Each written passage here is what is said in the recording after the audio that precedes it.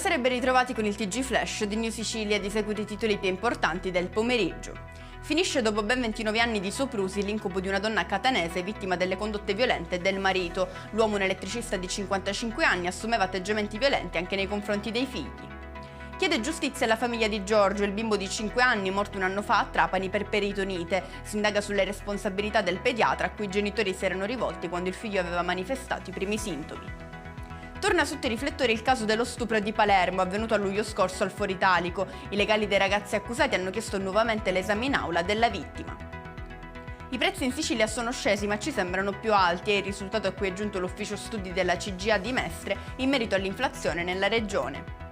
In conclusione il meteo, si chiude la parentesi di sole che ultimamente ha dominato in Sicilia. Da domani il maltempo farà il suo ritorno sull'isola, temperature in lieve calo rispetto ai giorni scorsi. E con questo è tutto, prossimo appuntamento domani alle 13:30, grazie per averci seguito, arrivederci.